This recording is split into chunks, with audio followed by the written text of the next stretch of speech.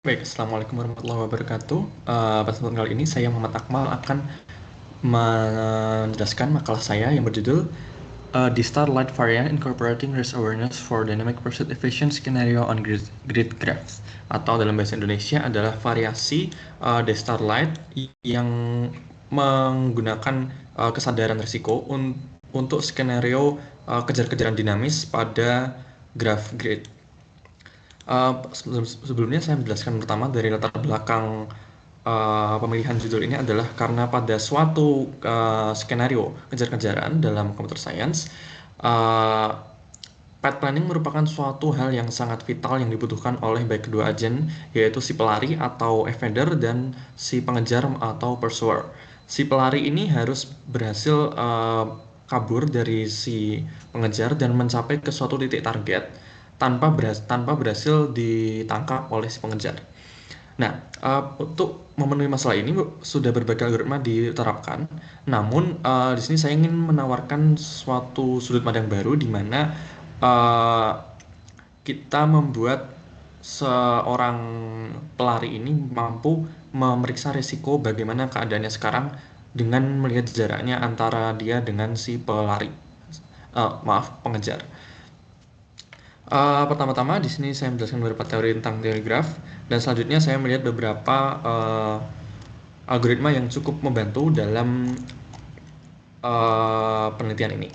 Yang sudah pernah diteliti diantaranya adalah algoritma A-star, algoritma D-starlight, dan ada algoritma lifelong planning A-star. Di mana algoritma A-star ini merupakan perubahan dari algoritma Dijkstra yang merupakan algoritma shortest path yang paling klasik, dan namun cukup memiliki kompleksitas waktu yang besar. Kemudian dari A-star ini dikembangkan kembali menjadi long life planning A-star, yang kemudian dikembangkan menjadi D-star dan kemudian menjadi D-star algoritma. Mohon maaf, terdapat sedikit kesalahan. Oke. Kemudian selanjutnya uh, dari di Starlight ini akan saya kembangkan kembali dengan inkorporasi resiko yang dilakukan oleh beberapa kondisi.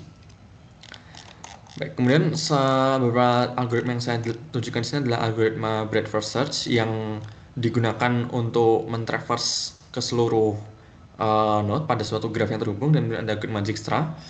Dan kemudian di sini ada algoritma long life planning A yang menggunakan sistem RHS, di mana RHS ini merupakan mencari predecessor dari vertexnya dan menghitung minimal jaraknya di antara keduanya. Kemudian ada algoritma D-star yang juga tidak dibahas terlalu dalam, dan ada algoritma D-starlight, di mana algoritma D-starlight ini yang cukup menarik, dan juga ada algoritma A-star yang menggunakan heuristic uniform causes, di mana itu fungsi jarak utama, cause-nya adalah GN, di mana GN adalah jarak node awal dengan node sekarang, dan HN adalah jarak antara node sekarang dengan node yang akan menjadi target. Ini adalah beberapa contoh algoritma pseudocode dari Answers dan di Starlight. Untuk di Starlight kita bagi dua karena cukup panjang. Kemudian untuk modelnya di sini saya akan membuat model di mana saya akan simulasikan dua buah agen, yaitu si pelari dan pengejar, atau pelari evader dan pengejar pursuer, yang akan berkelana pada sebuah grid 2 dimensi yang akan dipresentasikan dalam bentuk matriks, di mana kita memodelkan yang kemudian menjadi sebuah graf, di mana setiap vertex adalah sebuah sel pada matriks, dan setiap edge menunjukkan bahwa dua sel tersebut atau dua node tersebut terhubung dengan kondisi yang terhubung itu termasuk kondisi diagonalnya, karena di sini kita menggunakan Chebyshev distance yang terlihat pada persamaan 1 di sini. Nah, mana nih Chebyshev distance dengan kondisinya ini adalah kelihatan bahwa jarak antar setiap node termasuk diagonalnya itu akan terhubung, sehingga setiap node akan memiliki derajat 8. karena terhubung dengan panelnya, dan ini seperti gerakan yang dilakukannya adalah seperti gerakan raja pada papan catur. Dan kemudian setelah saya definisikan model grafnya, saya ubah representasinya yang awalnya kita mau menggunakan adjacency matrix, kita ubah menjadi matriks biasa saja dengan asumsi bahwa jika jarak antara dua indeks matriks tersebut maksimalnya adalah 1, maka kita asumsikan mereka adalah adjacent atau terhubung bersebelahan. Dan kemudian saya mengisi base weight, di mana base weight ini masing-masing awalnya akan diisi 1. Tetapi karena kondisinya adalah kondisi dinamis, kita harus membuat petanya ini tidak uniform agar bisa menunjukkan simulasi yang lebih relevan. Dimana caranya adalah di sini kita membuat ketinggian pada suatu cell, di mana tinggian itu menunjukkan akan berisi sebuah weight yang lebih besar dari 1, yang apabila nanti weight-nya lebih besar dari 1 menunjukkan bahwa cost menuju ke titik tersebut lebih tinggi, sehingga akan sulit untuk menuju ke titik yang lebih tinggi, menunjukkan bahwa ini mensimulasikan kondisi shortcut path yang sebenarnya, pencarian rute terpendek yang sebenarnya. Kemudian untuk kita juga membuat sebuah dinding, di mana dinding itu kita meningkatkan nilai selnya sedemikian rupa hingga mencapai infinity dalam tanda kutip, sehingga dianggap sehingga tidak bisa mencapai ke sana, atau dalam kata lain node tersebut tidak ada atau tidak terhubung kemana-mana. Kemudian di sini kita melihat bahwa dengan definisi seperti itu kita menunjukkan bahwa weight pada dua buah vertex sebagai berikut. CU di mana C ini adalah nilai dari sel dengan atau node ke U, dan CV adalah nilai dari sel di node V. Kemudian di sini saya gunakan Pygame untuk mensimulasikannya, dan saya membuat random number generator untuk membuat petanya. Di sini kita memilih ukuran 64 x 64 grid dengan salah satu contoh petanya yang terbentuk sebagai berikut. Kemudian kita langsung bisa mendesain algoritma milik si evader atau si pelari, di mana awalnya adalah menggunakan vanilla delight algoritma dengan heuristiknya sebagai berikut. Dan kemudian cara kerjanya adalah pada setiap setiap waktu interval waktu discrete T, dia akan mengupdate edge weights-nya jika ada perubahan peta, dan kemudian melakukan hal yang sama pada node yang berubah apabila weight-nya berubah, dan kemudian akan replan shortcut path yang baru. Tetapi untuk algoritma dealer ini dia akan mereplan dari node target ke node awal, sehingga replan ini dilakukan secara mundur bukan secara maju. Hal ini dilakukan karena melihat bahwa replan secara mundur terkadang membutuhkan waktu kompleksitas yang lebih efektif daripada replan secara maju. Dan kemudian selanjutnya saya memproposisikan bahwa dengan algoritma seperti itu saja, apabila ada si pengejar, maka si pelari ini tidak akan bisa mendeteksi pengejar itu sudah sedekat apa dan berisiko untuk tertangkap oleh si pengejar. Maka dari itu saya mendefinisikan algoritma baru yang juga mengecek apakah si pengejar ini sudah cukup dekat dengan si pelari. Dengan kita buat sebuah fungsi namanya fungsi risk penalty function, di mana fungsi itu rho T yaitu pada discrete time T untuk node V adalah lambda, di mana lambda ini adalah scaling factor dikali maksimum antara 0 dengan selisih radius dengan jarak antara V, di mana ini adalah node V, dengan PT, di mana P adalah pursuer atau pengejar. Jadi maksudnya di sini adalah ketika jarak si pengejar ini sudah cukup dekat, maka nilai di sini akan semakin membesar. Dan ketika jaraknya sudah cukup jauh atau bahkan lebih kecil daripada lebih besar daripada radiusnya, maka kita akan merasa cukup aman dan kita anggap tidak terlalu berguna. Kita anggap bahwa si pengejar tersebut belum terlalu dekat. Kemudian faktor tersebut menunjukkan bahwa semakin dekat si pengejar terhadap suatu sel, suatu node, suatu vertex, maka resiko penalty function di sana akan semakin besar, mengakibatkan bahwa si pelari berusaha tidak akan menuju ke sel tersebut apabila dia itu mendekatkannya terhadap si pengejar. Nah, Kemudian di sini kita juga membuat faktor penyeimbang di mana ini kita kalikan dengan distance antara ET dengan G, di mana ET ini adalah jarak antara si pelari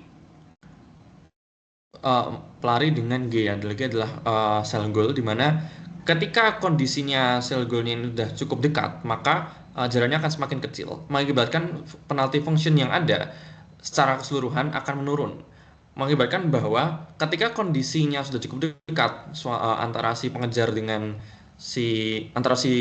mohon maaf, si pelari dengan target goalnya, maka uh, kita bisa mengabaikan fungsi penalti ini dan langsung fokus menuju si goalnya. Hal ini dikarenakan ketika kita terlalu fokus pada menggunakan fungsi penalti ini tanpa menggunakan ini, maka ada kemungkinan bahwa si pengejar itu, maaf, si pelari tersebut akan lebih fokus kabur dari pengejar daripada menuju ke goal. Dan kemudian pada akhirnya kita kalikan dengan scaling faktor lambda, di mana lambda ini akan kita ubah-ubah hingga mencapai suatu titik yang tepat. Secara keseluruhan, kemudian kita mengupdate untuk untuk setiap vertex dari set grafnya, kita update di mana berat terbaru pada waktu tersebut adalah berat yang lama ditambah dengan risk penalty function tersebut. Kemudian untuk algoritmanya, kurang lebih kita mengadopsi 90% dari di Starlight, dengan perbedaannya adalah ketika mengupdate weight, kita tidak mengupdate weight hanya dengan perubahan peta, tapi juga dengan kondisi di mana posisi si pengejar dan si pelari pada saat itu. Pengejar terlihat pada di sini dan si pelari pada di sini. Mohon maaf, ini si pelari, ini si pengejar, Evader dan Pursuer. Kemudian pada contohnya sini adalah merupakan pseudocode dari algoritma yang kita desain, di mana kita initialize seperti menggunakan dari algoritma Delight, dan kemudian di sini algoritma mainnya adalah cukup berbeda, di mana di sini kita mengganti kita menambahkan weight-nya dengan tambahan dari fungsi penalti yang kita buat, dan terakhir kita ambil suatu pass dan kita majukan S ke langkah yang baru. Kemudian untuk si pursuer atau si pengejar, kita hanya mendesain sebuah algoritma yang menggunakan algoritma S-star yang menunjukkan seperti pada algoritma 3, dengan sedikit perbedaan pada pemilihan target cell-nya. Jadi kita memilih target cell dengan dua buah mode, di mana mode pertama si pengejar ini akan masuk dalam mode mencegat atau intercept, di mana dia akan berusaha mencari titik tengah antara si pengejar dengan antara si pelari dengan goal state-nya, di mana di sini kita asumsikan si pengejar tahu bahwa si pelari ingin menuju ke sebuah goal state tertentu. Kemudian ketika kondisinya sudah cukup dekat dari middle point ini, dengan si pursuer dan evadernya sudah cukup dekat, misalkan lebih kecil dari suatu radius R, maka dia akan masuk ke mode mengejar, di mana dia akan mengabaikan middle point yang sebelumnya dan langsung sesegera mungkin mendekati si pelari tersebut. Dengan hal ini, maka si pelari harus berusaha berhati-hati karena si pengejar bisa jadi dia mengintercept di tengah pad shortest yang sudah ada, gitu. Dan di sini adalah merupakan definisi formal, di mana untuk target cell-nya adalah ketika pursuer-nya berada pada jarak yang cukup jauh antara pursuer dan si evader, maka dia akan mengambil indeks AIJ dengan IJ sebagai berikut, di mana ini merupakan jarak titik tengah di antara keduanya, antara si pelari dan si goalnya. Kemudian dari hal tersebut, di sini kita membuat game state, di mana terdapat 3 buah game state, di mana yang pertama adalah kondisi ketika kalah, di mana si pengejar berhasil mendekati si pelari dengan jarak kurang atau sama dengan dari 1. Dan kemudian ketika menang adalah ketika si pelari berhasil mencapai target atau selisih antara target dan pengejar kurang dari atau sama dengan 1. Jadi yang pertama, dan jika tidak dua hal terjadi, maka kita anggap sebuah game masih berjalan dan di mana kedua agen bisa bergerak secara bebas. Dalam 3 kondisi ini kita lakukan pengecekan secara urut, di mana apabila kondisinya sudah cukup dekat dengan si pelari dan pengejar lebih awal, maka akan langsung dianggap kalah. Meskipun bisa jadi si pelari bisa lebih cukup dekat dengan targetnya daripada si pengejar, karena pengecekan dilakukan secara urut. Dan berikut adalah contoh kondisinya.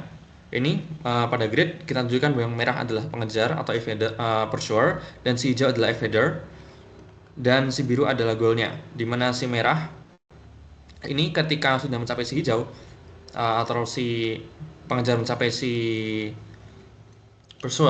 evader, maka kita anggap sebagai kalah. Kondisi ini ketika si evader sudah mencapai si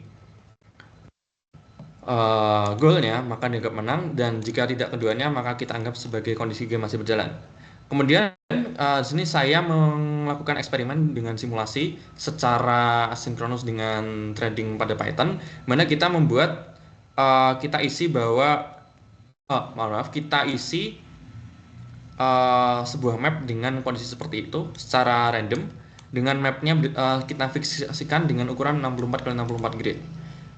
Dan kita membuat 4 map berbeda. Kenapa 4? Karena kita memiliki keterbatasan sumber daya untuk simulasi. Karena CPU laptop saya tidak sebagus CPU lain, sehingga untuk komputasi simulasi cukup lama. Maka hanya bisa kami lakukan dengan 4 different map dan berbagai kondisi lambda sebagai berikut. Mulai dari 0 yang menunjukkan bahwa tidak ada risk penaltinya dan menggunakan algoritma distar sederhana, atau hingga mencapai 2 dengan selisihnya kurang lebih setiapnya 0,025, dan untuk R-nya kita mulai dari 0 hingga 10. Dan kemudian kita melihat 3 buah metrik. Pertama adalah success rate, di mana ketika si evader berhasil mencapai goalnya, dan pad cost, berapa banyak panjang pad yang diperlukan, serta computation time, karena melihat berapa lama waktu yang diperlukan untuk mengkomputasi ini. Baik, sebelum menunjukkan hasilnya, saya pertama akan menunjukkan simulasinya. Di sini saya membuat program saya di sini dengan 3 buah folder, di mana folder data ini akan berisi hasil eksperimen, dan folder map ini akan berisi map generator, dan kemudian 4 jenis map yang akan saya simpan dalam bentuk CSV. Dan kemudian ada juga source, di mana source ini akan berisi 2 buah folder untuk berisi algoritma, yang berada algoritma distar yang sudah diimplementasikan dengan Python, dan algoritma distarlight yang juga diimplementasikan dengan Python, serta ada algoritma risk aware algoritma yang kita gunakan dengan Python juga. Di sini kita menambahkan di sini plan yang baru sama yang update risk-nya. Fungsi update risk ini digunakan untuk mencapai dengan prosedur dan jika risk penaltinya begitu.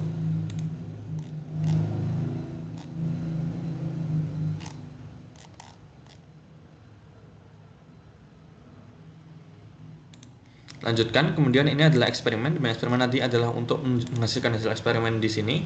Di sini saya akan melakukan eksperimen secara tanpa GUI, dan akan saya jalankan dengan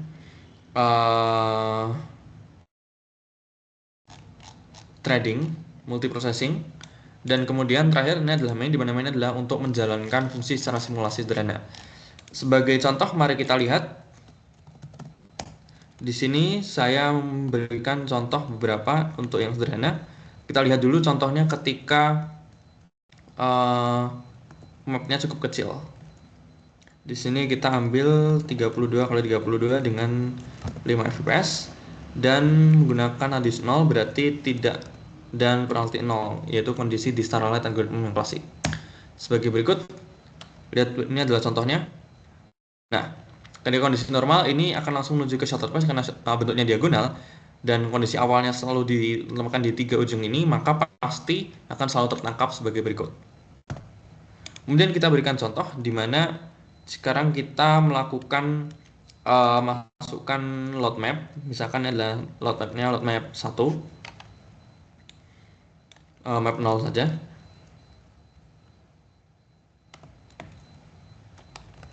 Dan dengan radius 0 dan penalti 0 juga.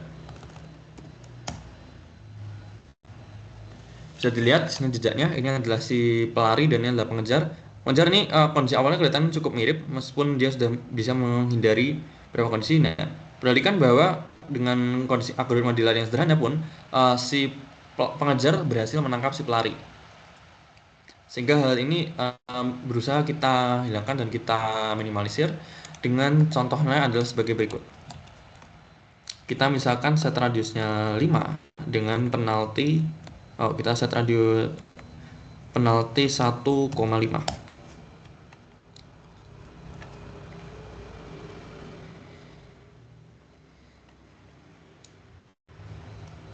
Sini terlihat bahwa jaraknya sudah semakin dekat.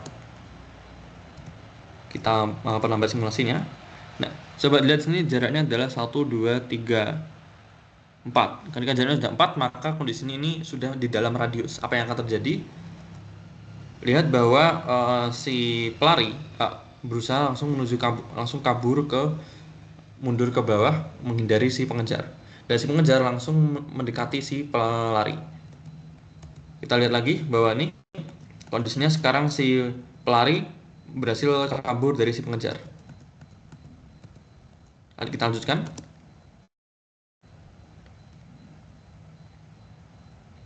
Enggak akhirnya. Nah, perhatikan lihat di sini bahwa di ujung kanan sini si pelari dan pengejar berhasil si pengejar berhasil ulangi, si pelari berhasil mencapai target dan berhasil menghindari pengejar. Karena lihat ketika di sini kondisinya dia sudah kabur dan menghindari si pelari. Menghindari si pengejar.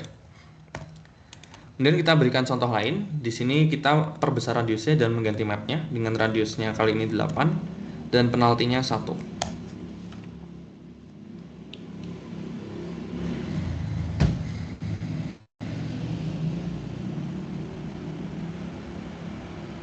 Perhatikan di sini bahwa detour yang diambil oleh si pelari kali ini cukup besar dibandingkan yang sebelumnya karena kondisi map yang cukup terbatas, namun pada akhirnya akan tetap berhasil mencapai target.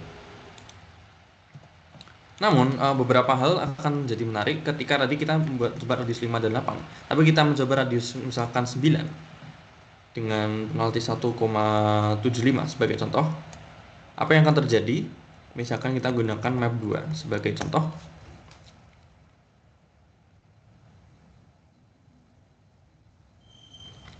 Perhatikan di sini, ketika sudah hampir mencapai ini, jaraknya sudah 1, 2, 3, 4, 5, 6, 7, 8. Oh, masih cukup besar. Nah, di sini dia sudah masuk ke mode mengejar. Perhatikan bahwa si pelari ini malah melakukan detour yang malah menjauhi dari target. Hal ini dikarenakan nanti kita mengambil ukuran risk penalti yang cukup besar, lambdanya dan radius yang cukup besar juga. Akibatnya apa? Perhatikan coba di sini. Nah, si pelari malah terpojokkan. Namun untungnya pada kesempatan kali ini terlihat bahwa dia sepertinya hampir berhasil menuju ke si target. Namun detour yang dilakukan ini kelihatannya cukup jauh daripada target utama, yaitu adalah shortest path algorithm untuk mencapai target. Dan kita berikan contoh lagi dengan misalkan penalti 2. Kali ini radius 9. Dengan map yang sama.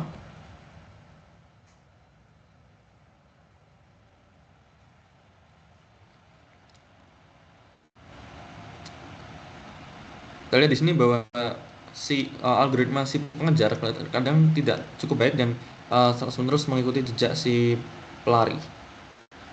Hal ini kurang cukup efektif dan terkadang membuat si pelari berhasil kabur dengan cukup baik.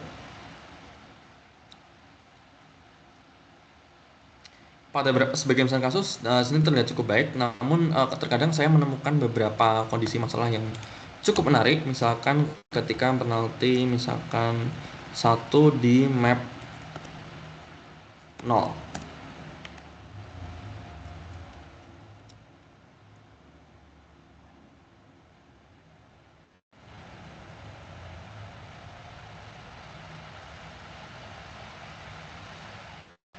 Perhatikan bahwa kondisi si pelari agak cukup susah. Dan sekarang dia malah terkejar dan melakukan detour yang cukup jauh. Hingga cukup berputar-putar. Ini karena kan kondisi pengejarannya yang keduanya memiliki kecepatan konstan, sehingga sekalinya si pengejar itu berada di belakang si pelari, maka kita bisa asumsikan bahwa si pelari itu akan cukup aman. Sehingga salah satu-satunya strategi si pengejar adalah berusaha menginterseptnya. Saya menemukan saat itu ada kombinasi yang cukup menarik. Kalau nggak salah yang ini, dimana kita menggunakan penal 1,5 dan radius 5. Nah, perhatikan di sini bahwa kondisi, nah,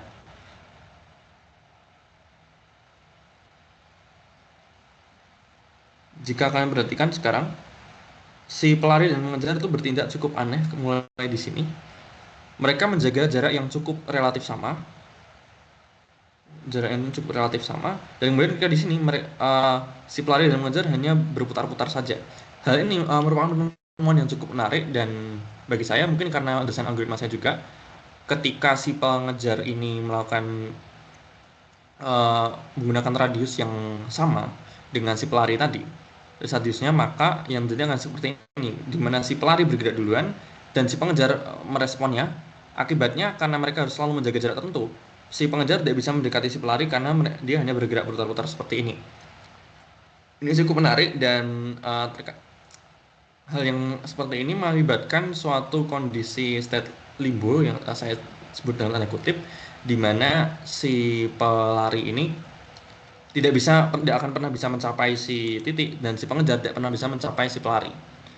Kasus seperti ini saya tidak tahu apakah saya sebut ini sebagai draw atau apakah sebagai sukses, karena sebenarnya saat ini masih berjalan, dan karena algoritmanya yang deterministik, maka pada kondisi seperti ini maka tidak bisa melakukan kegiatan apapun selain ya putar balik seperti ini aja.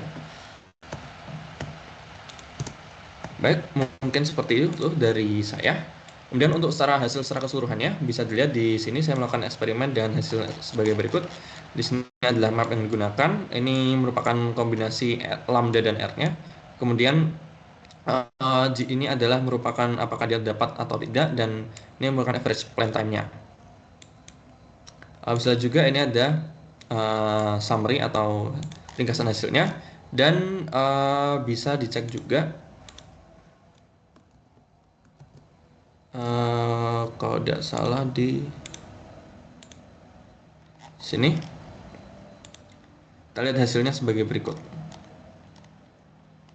Dengan kondisi paling baik ketika R-nya adalah 8, min path cost-nya, meskipun terkadang di R yang cukup kecil juga cukup baik, tetapi kita lihat di sini juga win rate-nya untuk R yang 8 merupakan paling bagus, di mana hampir 100% berhasil. Dengan bandingan untuk R lainnya adalah tidak selalu berhasil, dengan bervariasi antara 50-75%.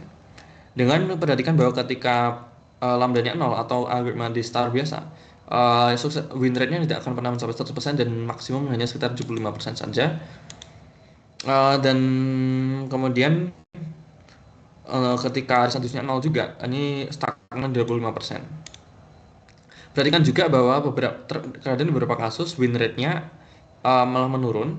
Misalkan sebagai contoh di sini, dengan di star biasa kita mendapatkan win rate 75%, tetapi dengan lambda yang semakin besar dengan radius 9-10 ternyata malah mengalami penurunan win rate. Ini merupakan perkembangan yang cukup menarik, sehingga menurut saya bahwa terdapat sweet spot atau istilahnya algoritma radius yang tepat yang digunakan agar target win rate itu mencapai tingkat maksimumnya. Dan untuk computation time-nya, seharusnya jika kita melihat algoritma yang berarti adjust di atas, di sini akan berjalan sebanyak luas area antara V dengan antara PT, luas area dengan radius R. Namun kita lihat sini, karena kita buat estimasi radius yang segini, rata-rata yang terjadi adalah kondisi kecepatan waktunya cukup hampir seragam dan hampir sama, sekitar 500 milisecond dengan standar deviasi yang cukup kecil, kurang lebih hanya 33 milisecond, 21 milisecond. Dan hal ini menunjukkan bahwa kondisinya cukup menarik dan cukup kurang bervariasi. Mungkin jika R-nya diskalakan lebih besar hingga mencapai 100 dan 1000 dan seterusnya, eh, waktu komputasinya akan terlihat lebih lambat dan mulai terasa kompleksitasnya. Namun jika tidak, ya untuk saat ini cukup menarik karena bisa dilihat bahwa waktu penanganannya hampir sama. Dan kemudian di sini adalah contohnya ketika berhasil dan ketika gagal. Seperti ini adalah contoh lain ketika R-nya 9, lambda-nya 1,75, dan T-nya adalah waktu discrete-nya adalah pada langkah ke 131. Terdapat kondisi limbo seperti ini. Kalau lebih seperti itu yang dapat saya sampaikan. Sekian video dari makalah saya. Mohon maaf jika dapat berbagai kesalahan. Wassalamualaikum warahmatullahi wabarakatuh.